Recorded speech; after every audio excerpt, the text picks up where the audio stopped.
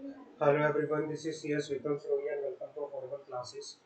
और custom act हम कर रहे थे, कस्टम एक्ट 1962, जिसमें ऑलरेडी हमारी 3 क्लासेस हो चुकी हैं। आज की जो हमारी ये क्लास है, ये क्लास नंबर 4 है। हमने अपनी लास्ट क्लास के अंदर चार्जिंग सेक्शन के बारे में बात की थी। चार्जिंग सेक्शन जो था सेक्शन 12, हमने सेक्शन 12 के बारे में बात की थी। साथ में हमने टाइप्स ऑफ कस्टम ड्यूटी के बारे में बात की थी, टाइप्स ऑफ कस्टम ड्यूटी। आज हम आगे अपना फर्दर टॉपिक स्टार्ट करते हैं, और जो अब हम टॉपिक स्टार्ट करेंगे वो है valuation. Valuation and classification. Valuation and classification. एक गुड्स की, इंपोर्टेड गुड्स की, एक्सपोर्टेड गुड्स की वैल्यू कैसे निकालते हैं, किस तरह से उसका क्लासिफाई किया जाता है, हम बात करते हैं। क्लियर है? अब बात करते हैं क्लासिफिकेशन किस तरह से होता है। क्लासिफिकेशन की बात कर लेते हैं पहले। क्लासिफिकेशन, क्योंकि जो इनके रेट्स हैं वो कहाँ बता रखे हैं। हमने अपनी लास्ट क्लास में बात की थी कि जो भी इम्पोर्टेड इम्प्योर ड्यूटी के रेट्स हैं, जो भी एक्सपोर्ट ड्यूटी के रेट्स हैं, वो कहाँ बता रखे हैं, वो टैरिफ एक्ट के, कस्टम टैरिफ एक्ट के अंदर बता रखे हैं। कस्टम टैरिफ एक्ट के अंदर बता रखे हैं। और हर एक गुड, हर एक उसकी क्या है, क्लास है। हर एक को ग्रुप किया गया है, क्लासिंग की गई है। Classification enable categorise of goods into group, sub group.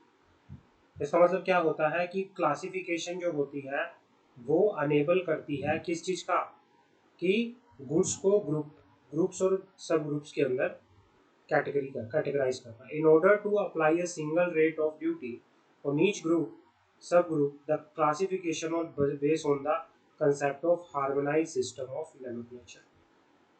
मतलब जो क्लासिफिकेशन है, क्लासिफिकेशन का मतलब क्या, हम क्लासिफिकेशन का मीनिंग क्या है, क्लासिफिकेशन का मीनिंग यहाँ पे क्या है, कैटेगराइज करना,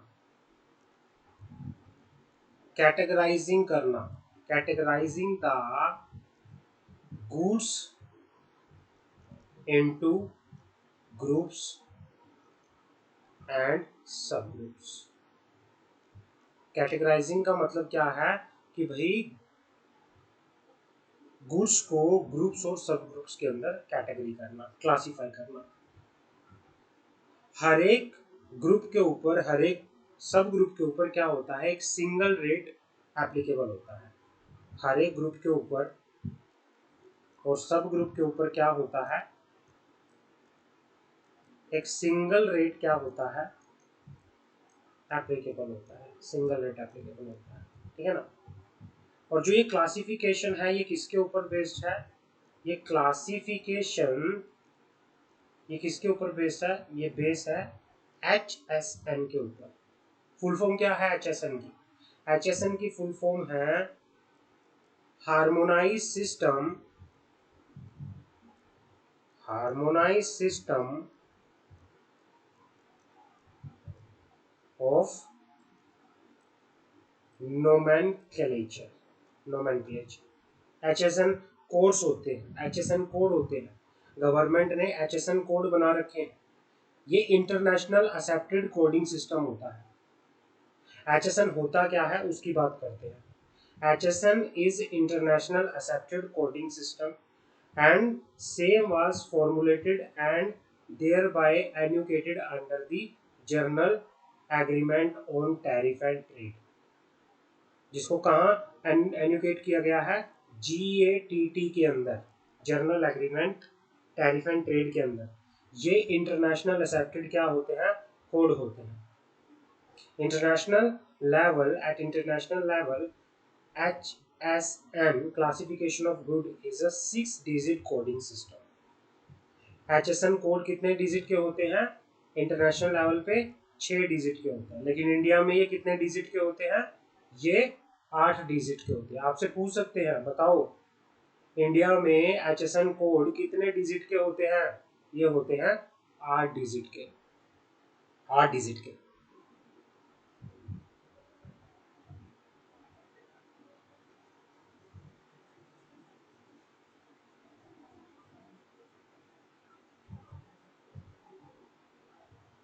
यस, जो इंडिया में HSN कोड है कितने डिजिट के होते हैं? 8 डिजिट के होते हैं, 8 डिजिट्स। अब 8 डिजिट्स में क्या क्या होता है? जो पहले 2 डिजिट होते हैं, फर्स्ट 2 डिजिट, फर्स्ट 2 डिजिट क्या होते हैं? ये चैप्टर नंबर, ये रिप्रेजेंट करते हैं चैप्टर नंबर, ये चैप्टर नंबर रिप्रेजेंट करते हैं। नेक्स्ट 2 डिजिट जो होते हैं वो रिप्रेजेंट करते हैं हेडिंग नंबर। नेक्स्ट 2 डिजिट जो होते हैं वो रिप्रेजेंट करते हैं हेडिंग नंबर।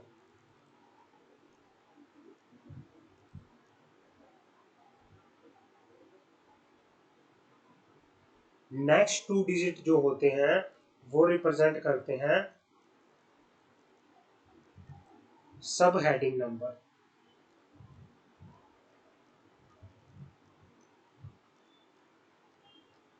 और उससे नेक्स्ट जो 2 डिजिट होते हैं वो रिप्रेजेंट करते हैं product code, product code. For example HSN 07031010, ये किस चीज का किस तरह से कोड है? जो 07 है वो ये HSN कोड प्रॉपरली आपको मिल जाएंगे, इसके लिए आपको कुछ भी करने की जरूरत नहीं है, टैरिफ एक्ट के अंदर इनको प्रॉपरली अच्छे से बताया हुआ है।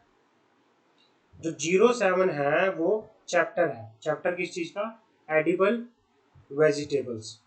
03 हेडिंग किसका है? Onion, shallots, garlic leaves. 10 sub heading fresh chilled onion and shallots. और product code fresh and chilled onion. तो पहले 2 डिजिट चैप्टर, अगले 2 डिजिट हेडिंग, उससे अगले 2 डिजिट सब हेडिंग और लास्ट वाले 2 डिजिट प्रोडक्ट। ये होते हैं HSN कोड, जो कि 8 डिजिट के होते हैं इंडिया के अंदर। क्लियर है?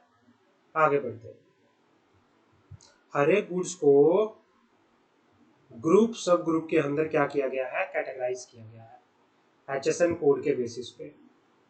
अब बात करते हैं rule under the Indian tariff act 1975। Rule under the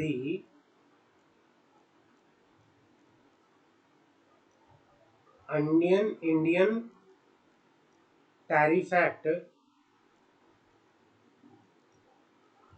1975, इसकी बात करते हैं। Rule under the Indian tariff act,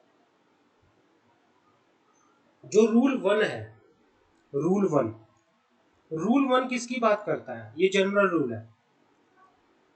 rule 1 किसका है? General rule, general rule. ये बात करता है जनरल रूल की बात करता है। अब इसके अंदर क्या है, क्या कहता है ये rule?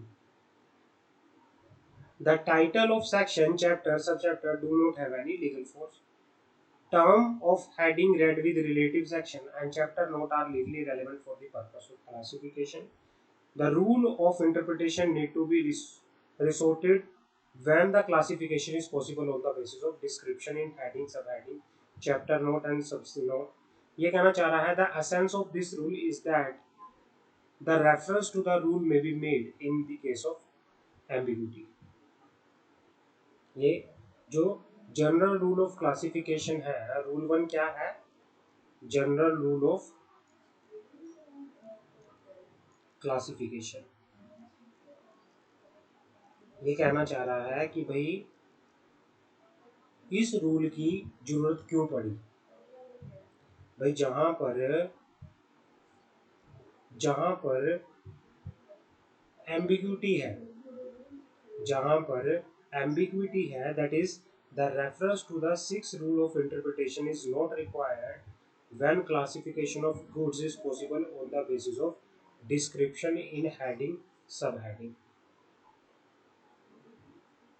General rule of classification कहता है कि भाई जहाँ पर जो क्लासिफिकेशन हेडिंग और सब हेडिंग के बेसिस पे पॉसिबल है वहाँ पर 6 रूल ऑफ इंटरप्रिटेशन की जरूरत नहीं होती, लेकिन जहाँ पर एम्बिग्विटी है वहाँ पर जनरल रूल ऑफ क्लासिफिकेशन की जरूरत होती है। रूल 1 क्या कहता है? Where there is an ambiguity, जहाँ पर क्या है? एम्बिग्विटी है, जहाँ पर अनसर्टेनिटी है, वहाँ पर क्या लगता है? वहाँ पर where there is ambiguity then general rule of जो क्लासिफिकेशन है वो एप्लीकेबल होगा। ये एम्बिग्यूटी के केस में जहाँ पर अनसर्टेनिटी है, जहाँ पर प्रॉपर क्लासिफिकेशन नहीं है तो जनरल रूल लगेगा, लेकिन जहाँ पर classification classification where the classification is possible on the basis of heading या फिर सब हेडिंग, जहाँ पे आप हेडिंग और सब हेडिंग के बेसिस पे क्लासिफिकेशन पॉसिबल हो रहा है तो वहाँ पर रूल ऑफ इंटरप्रिटेशन की जरूरत नहीं होती। There is there is not any requirement of there is not any requirement of rule of interpretation, वहाँ पर रूल ऑफ इंटरप्रिटेशन की जरूरत नहीं होती, ये आपको ध्यान रखना है। ये जनरल रूल ऑफ क्लासिफिकेशन बताता है रूल नंबर 1। क्लियर है? समझ आ गई? अब बात करते हैं रूल नंबर 2 की, इंडियन टैरिफ एक्ट का rule number 2, unfinished articles and mixtures. Unfinished articles and mixtures, rule number 2 बात करता है किसके बारे में? अनफिनिश्ड आर्टिकल्स के बारे में, मिक्सचर्स के बारे में। अनफिनिश्ड आर्टिकल्स एंड मिक्सचर्स, ये कौन है? रूल नंबर 2 इसके बारे में बात करता है।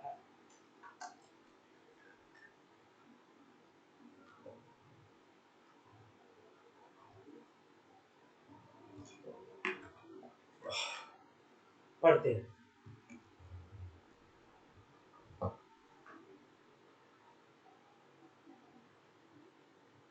भाई अगर आप ये कह रहा है any reference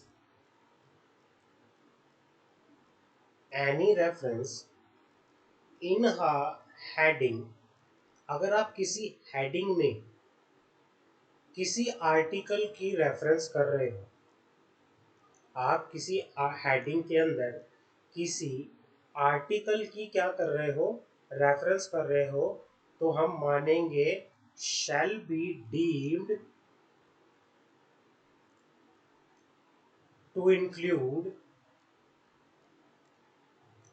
a reference to shall be deemed to be include a reference to that article in unfinished stage, that article in unfinished stage। आप किसी हेडिंग के अंदर क्या कर रहे हो? किसी आर्टिकल को रेफर कर रहे हो, तो हम ये मान के चलेंगे कि उसमें आप उस आर्टिकल को भी रेफर कर रहे हो जो अनफिनिश स्टेज के अंदर क्या है? अभी मौजूद है। समझ आ गई?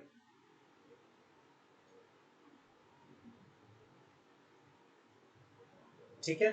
as long as in the present stage the incomplete article exhibit the essential character of that article in complete and finished form, मतलब ये कहना चाह रहा है कि भाई present stage has long has, जैसा कि In the present stage,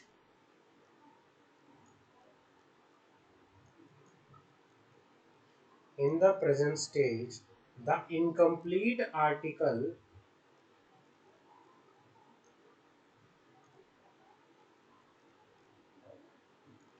exhibits show कर रहा है द एसेंशियल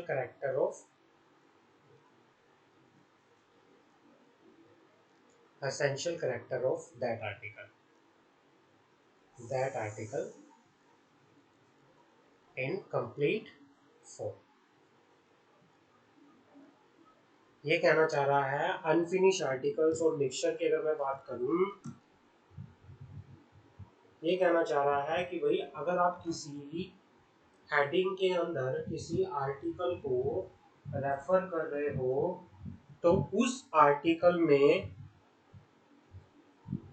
अनफिनिश स्टेज का अगर कोई आर्टिकल है वो भी क्या होगा, इंक्लूड होगा, उसकी भी रेफरेंस आएगी। जैसे कार विदाउट टायर और car without seat would be still considered as car. Car को कार ही माना जाएगा, चाहे वो कार कोई टायर के बिना हो, कार कोई सीट के बिना हो, उसको कार माना जाएगा। But not car without engine.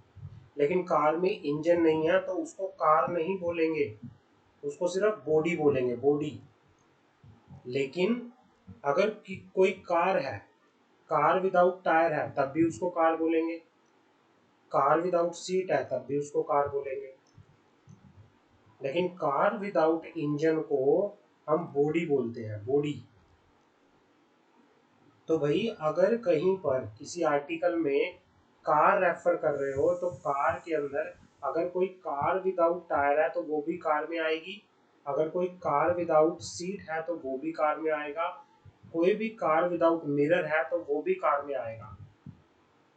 समझ आ गई? तो ये अनफिनिश्ड फॉर्म के अंदर अगर कोई आर्टिकल है जो शो कर रहा है main character of complete article तो उसे बोला जाता है अनफिनिश। उसको उसी तरह से क्या किया जाएगा, रेफर किया जाएगा। समझ आ गई? आगे बढ़ते हैं।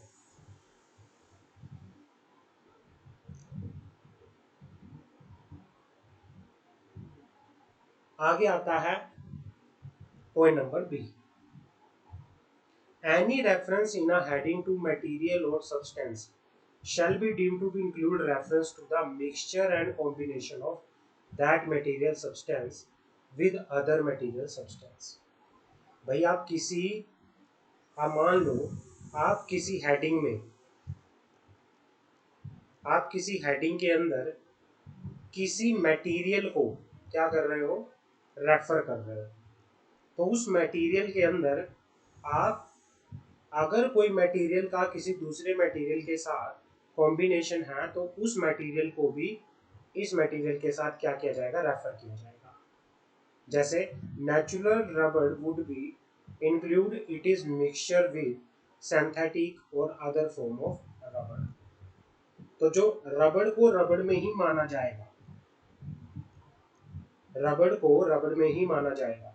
मान लो आप एक आर्टिकल है मिल्क, दूध, दूध, दूध को आप दूध में ही रेफर करोगे, चाहे वो क्या हो, कोई फ्लेवर्ड मिल्क हो, कोई फ्लेवर्ड मिल्क हो, कोई काऊ मिल्क हो, कोई टोन मिल्क हो, किसी भी तरह का मिल्क हो, वो कोई मिक्सचर हो, कोई बादाम मिल्क हो, लेकिन वो दूध में ही आएगा।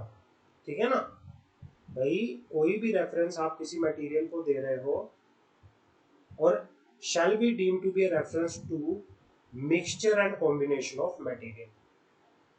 अगर किसी आर्टिकल का, किसी मटेरियल का रेफरेंस आप दे रहे हो किसी हेडिंग में, तो उस हेडिंग के अंदर अगर उस मटेरियल का किसी दूसरे मटेरियल के साथ कॉम्बिनेशन है तो वो भी रेफर हो जाता चलेगा। जैसे आप दूध का रेफरेंस दे रहे हो तो दूध मीन्स अगर आप फ्लेवर्ड मिल्क की बात कर रहे हो तो वो भी मिल्क में ही आता है, टोन मिल्क की बात करते हो तो वो भी मिल्क में ही आता है, इसका बात करता है। समझ आ गए? आगे बढ़ते हैं। Rule number 3।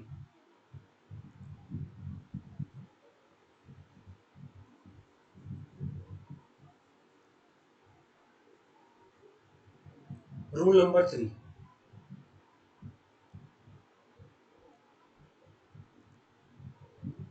Classification of good under more than one head. Rule number 3 क्या कहता है?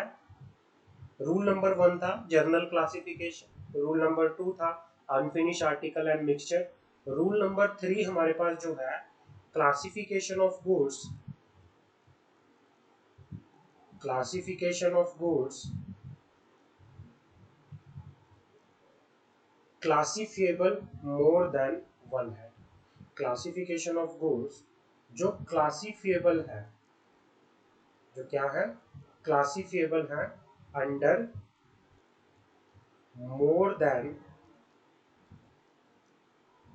देन वन हेड, जो एक से ज्यादा हेड के अंदर क्या है, क्लासिफिएबल है। क्लियर है? तो उस केस में आप किस तरह से गुड का क्लासिफाई करोगे? अब यहाँ पे कुछ क्या है देखो, सबसे पहले क्या है, स्पेसिफिक आइडेंटिफिकेशन। भाई आप गुड को क्लासिफाई करते टाइम ये देखोगे कि that is the good shall be classify under the heading which is closest to the specific description. आप किसी भी गुड को जो बिल्कुल ही क्लासिफिक, जो बिल्कुल उसके स्पेसिफाइड डिस्क्रिप्शन के सबसे क्लोजेस्ट है, उसमें क्या करोगे, क्लासिफाई करोगे। समझ आ गई? जैसे mint tea is not separately classified but the classification should be tea has the product is closest to the one under the heading tea, mint is only a flavour. समझ आ गई?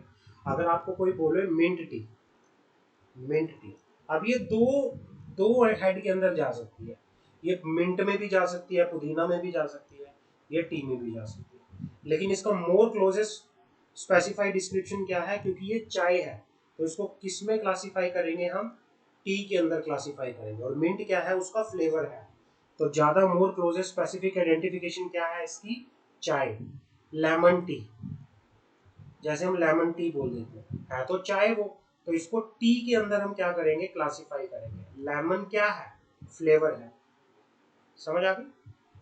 उसके बाद असेंशियल करेक्टर प्रिंसिपल, दूसरा क्या है classify करने का तरीका, असेंशियल करेक्टर प्रिंसिपल।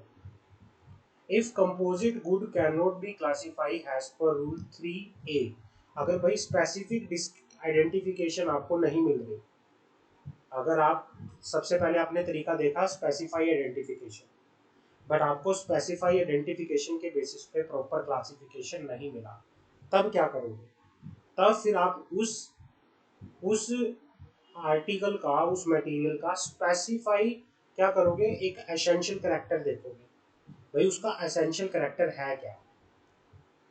जैसे if one import liquor gift set, अगर किसी ने एक शराब का गिफ्ट सेट, लिकर का गिफ्ट सेट क्या किया, इंपोर्ट किया, they have both liquor and glasses, उसके अंदर लिकर भी है, ग्लास भी है, it should be classify under the head of liquor, उसको किसमें क्लासिफाई किया जाएगा, उसको लिकर के अंदर, क्योंकि उसका एसेंशियल कैरेक्टर क्या है, मेन कैरेक्टर क्या है, लिकर है, तो उसको क्या किया जाएगा, और जो ग्लासेस साथ में है वो एडिशनल है, मेन कैरेक्टर क्या है, लिकर है, लिकर है।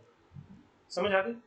मान लो आपने मोबाइल फोन लिया, मोबाइल फोन के अंदर चार्जर भी था और फोन भी था, अब चार्जर को अलग हेड में डाल सकते हो आप एसेसरीज के अंदर, और फोन को अलग हेड में डाल सकते हो, लेकिन अब एसेंशियल कैरेक्टर क्या है, फोन जो है एसेंशियल कैरेक्टर है, तो फोन को आप इलेक्ट्रॉनिक्स में अलग से डाल सकते हो, चार्जर जो है वो क्या है, वो एंसिलरी है, वो एसेसरी है।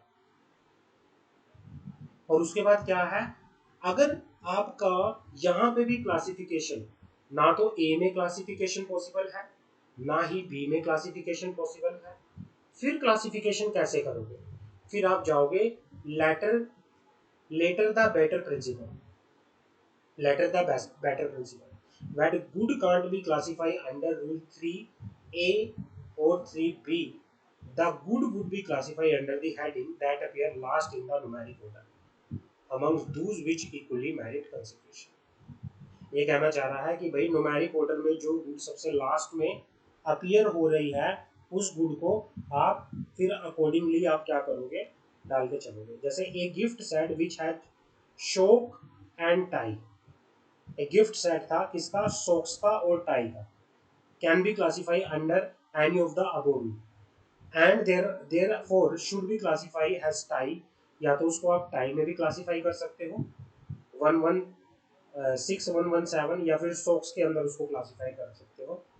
तो इन हेड के अंदर जो सबसे लास्ट क्या है न्यूमेरिक ऑर्डर है उसमें, तो आप इसको टाई के अंदर भी क्या कर सकते हो, क्लासिफाई कर सकते हो।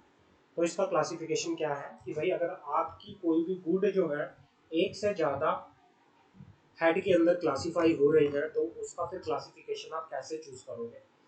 पहला प्रिंसिपल आप लोगे स्पेसिफाई आइडेंटिफिकेशन, दूसरा प्रिंसिपल आप लोगे एसेंशियल करेक्टर प्रिंसिपल, तीसरा प्रिंसिपल आप लोगे लेटर द बेटर प्रिंसिपल्स। ये आपको ध्यान रखना है। समझ आ गई मेरी बात। अब आता है रूल 4। अब हमारे पास आता है रूल 4। रूल 4 क्या है, एक इन प्रिंसिपल। रूल 4 क्या है, एक in principle. Rule 4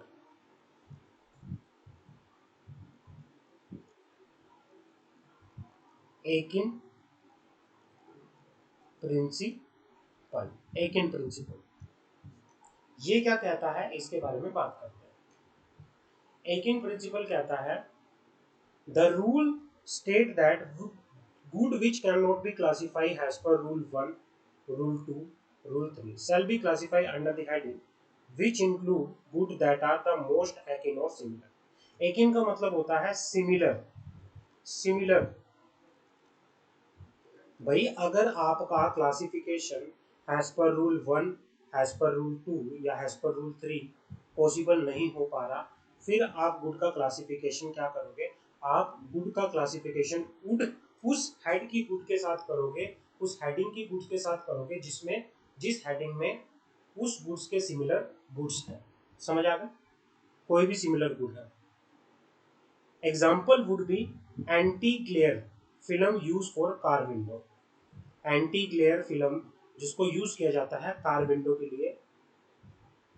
Venetian blinds, all of these are not separately classified. They would be classified under the heading of builders wear of plastic as that is closest to that into film. मतलब ये कहना चाह रहा है कि कोई भी ऐसी गुण जिसका क्लासिफिकेशन ना तो रूल 1 में हो पा रहा, ना रूल 2 में हो पा रहा, ना रूल 3 में हो पा रहा, ना तो उसका कोई जनरल क्लासिफिकेशन है, ना उसका कोई अनफिनिश्ड या मिक्सचर क्लासिफिकेशन है, ना उसका कोई क्या है भाई रूल 3 के अकॉर्डिंग क्लासिफिकेशन है।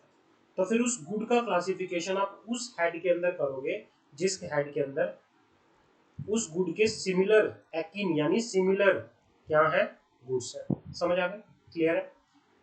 रूल 5, रूल 5,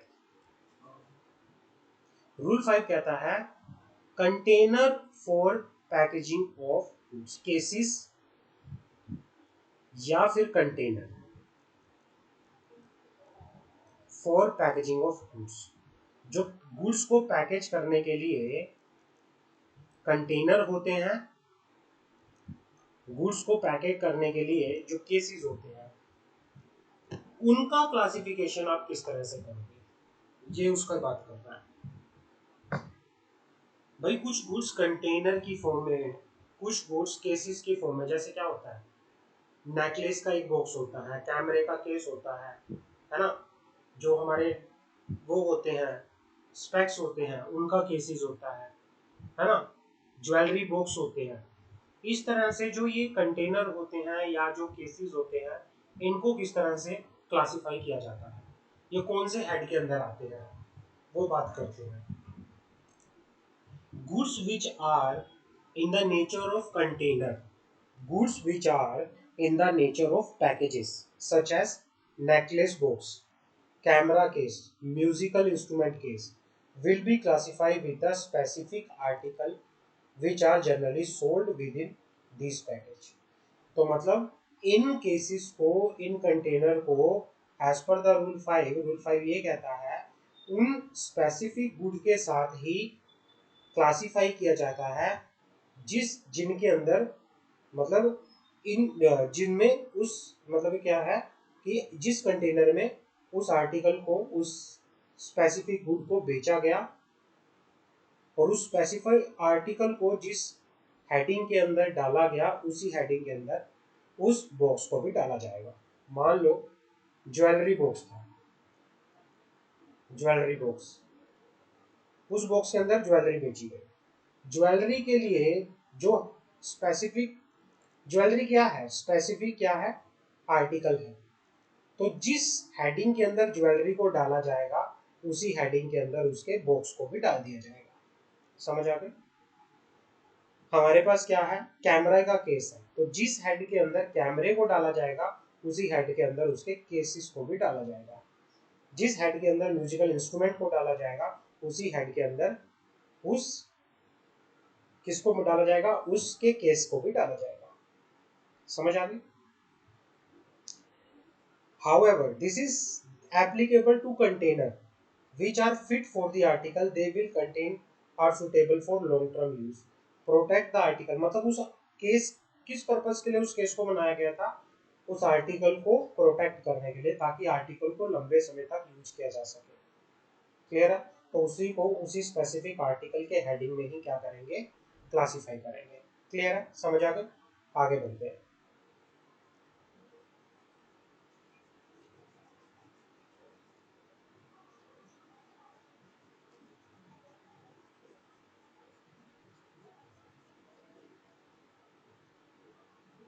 अब आता है हमारे पास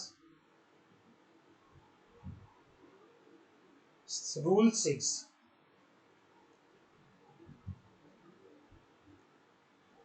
रूल 6, रूल 6 किसके बारे में बात करता है? रूल 6 बात करता है सब हेडिंग्स के बारे में। रूल 6 किसके बारे में बात करता है? रूल 6 बात करता है सब हेडिंग के बारे में। Only sub heading at the same level are comparables. Same level पे जो हेडिंग्स होते हैं वो क्या होते हैं, कंपैरेबल्स होते हैं। That's it. ये नॉट इम्पोर्टेंट, ये आप काट दो, ये इम्पोर्टेंट नहीं है, इसको आप काट दो। तो यहाँ पे हमारा क्लासिफिकेशन पूरा कंप्लीट है। समझ आ गया? तो क्लासिफिकेशन वाला हमने यहाँ पे डिस्कस किया। अब हमारा नेक्स्ट टॉपिक शुरू होता है valuation. Valuation, valuation, valuation for custom duty, valuation for custom duty. Section जो है 14 है, read with the custom valuation rule, read with the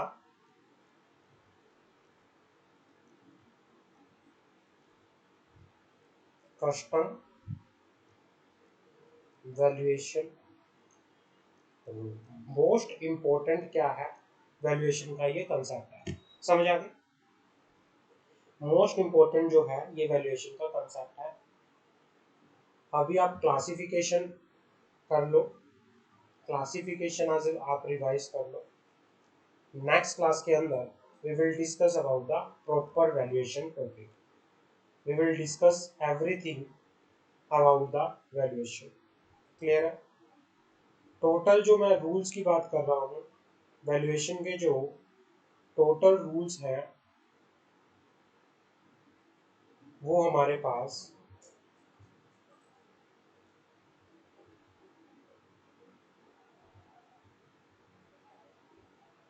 17 rule है। नेक्स्ट क्लास के अंदर हम पूरा वैल्यूएशन करेंगे। 17 रूल है, हम नेक्स्ट क्लास में वैल्यूएशन स्टार्ट करेंगे।